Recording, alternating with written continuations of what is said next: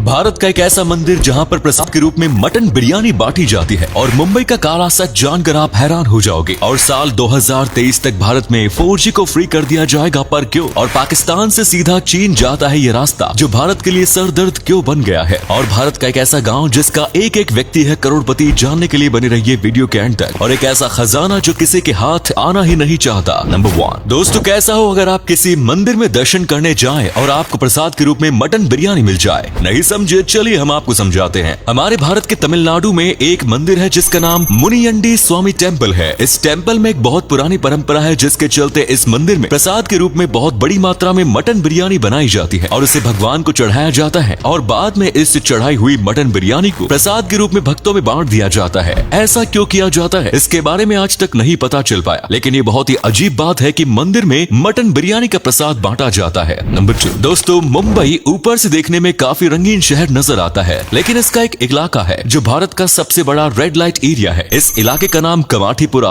आंध्र प्रदेश के कमाठी मजदूरों के नाम पर रखा गया है। इस एरिया के लगभग 200 से ज्यादा कमरों में 5000 से भी ज्यादा यौन कर्मी महिलाएं रहती हैं। ये कमरे किसी जमाने में अंग्रेजों के द्वारा ऐशगाह के रूप में बनवाए गए थे और विदेशों से बहुत बड़ी संख्या में सेक्स वर्कर्स को भारत लाया गया था, जिसके बाद 1950 में सरकार के द्वारा इनके लाइसेंस को बैन कर दिया गया। कमाठीपुरा 16 गलियों में बटा हुआ है, जहाँ पर 9 गलियों में रेड लाइट एरिया है और बाकी की गलियों को रेजिडेंशियल और बिजनेस के तौर पर इस्तेमाल किया जाता है। नंबर 3 दोस्तों, साल 2023 तक भारत में 4G को फ्री कर दिया जाएगा। BSNL के द्वारा ये घोषणा की गई है कि वो बहुत ही जल्द भारत में स्वदेशी 4G को लॉन्च किया जाएगा, जो कि भारत में ही बनाया गया इंटरनेट कनेक्शन होगा और आगे आने वाले समय में हमें दूसरे देशों पर इंटरनेट के लिए निर्भर होने की जरूरत नहीं पड़ेगी। अभी के समय में दोस्तों हम बड़ी बड़ी वेबसाइट के सर्वर के लिए दूसरे देशों से इंटरनेट सेवा लेते हैं, जिसके लिए हमें मोटी रकम भी चुकानी पड़ती है। और अगर यही सर्वर इंडिया में डेवलप किए जाने लगे तब इनका खर्चा कम हो जाएगा और इन्हें चलाने के लिए बेसिक हार्डवेयर और सर्वर की जरूरत पड़ेगी, जो कि बहुत ही सस्ता होता है। और यही कारण है कि आने वाले समय में अगर स्वदेशी 4G लॉन्च किया जाता है तो भारत में इंटरनेट को मुक्त कर दिया जाएगा। नंबर 4 दोस्तों, पाकिस्तान और चाइना के बीच में एक प्रोजेक्ट साइन किया गया था, जिसमें पाकिस्तान से सीधे चीन के लिए रास्ता बनाया गया, जिसका नाम चीन पाकिस्तान कॉरिडोर प्रोजेक्ट रखा गया, जिसके चलते पाकिस्तान की आर्थिक स्थिति सुधारने वाली थी। $70 बिलियन खर्च करके चीन पाकिस्तान कॉरिडोर प्रोजेक्ट की शुरुआत की गई। चीन ने ये प्रोजेक्ट इसलिए किया था क्योंकि चीन पाकिस्तान के बलूचिस्तान से सीधे रास्ते के द्वारा जुड़ना चाहता था, लेकिन ये प्रोजेक्ट शुरू होने के पहले ही खत्म होता नजर आ रहा है, क्योंकि पाकिस्तान की आर्थिक स्थिति इतनी अच्छी नहीं है कि वो अपने इकोनॉमिक कंडीशन को सुधार सके और चीन के साथ करोड़ों की डील कर सके। नंबर 5 दोस्तों, एक ऐसी भी जगह है जहाँ पर पिछले 220 सालों से खुदाई की जा रही है, लेकिन किसी को भी खजाना नहीं मिल रहा है। जी हाँ दोस्तों, हमें पता है कि इस जगह पर खजाना है और लोग इसे ढूंढने की भी कोशिश कर रहे हैं, लेकिन पिछले 220 सालों में कोई भी इस खजाने को ढूंढ नहीं पाया। इस जगह का नाम है the lost treasure of Oak Island और यहाँ पर हजारों लोग खुदाई कर चुके हैं सिर्फ इस खजाने को ढूंढने और पाने की चाहत में, लेकिन ये खजाना है किसी के हाथ में आने को तैयार ही नहीं। यहाँ तक कि इस खजाने के लिए लोग अपनी जान भी गंवा चुके हैं। इस खजाने को ढूंढने के लिए बड़े बड़े औजार, यहाँ तक कि मशीनों का भी इस्तेमाल किया गया और खुदाई की गई, लेकिन किसी के भी हाथ आज तक वो खजाना नहीं लगा है। नंबर 6 दोस्तों, चिंगम तो आप सभी खाते ही होंगे और आप में से बहुत से लोग ऐसे होंगे जो कि चिंगम के दीवाने भी होंगे, लेकिन क्या आप जानते हैं कि ये चिंगम हमारे शरीर के लिए बेहद ही हानिकारक होती है, क्योंकि इसको बनाने में आर्टिफिशियल प्लास्टिक का इस्तेमाल किया जाता है और साथ ही कुछ ऐसे केमिकल भी मिलाए जाते हैं जो कि हमारे शरीर के लिए बेहद ही हानिकारक होते हैं। साथ ही अगर गलती से इस चिंगम को निगल लिया जाए तो इसमें मिला हुआ प्लास्टिक और केमिकल हमारे पेट में जाने के बाद बिल्कुल भी डाइजेस्ट नहीं होता और हमारा पेट प्लास्टिक को डाइजेस्ट नहीं कर सकता, जिसकी वजह से हम बीमार भी हो सकते हैं। ये हमारे पेट में जाकर चिपक भी सकता है और अगर ये बच्चों के गले में चिपक कर फंस जाता है तब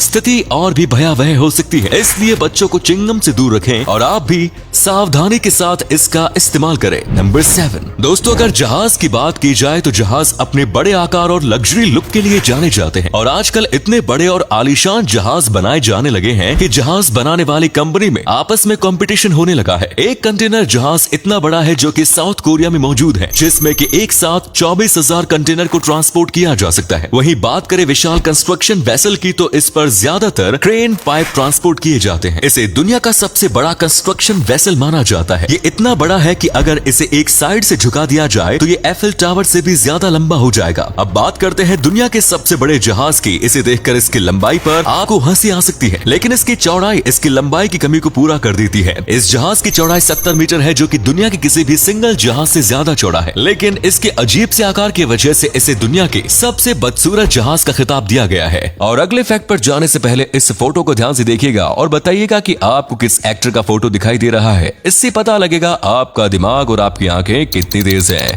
मिलते हैं आपको 5 सेकंड्स।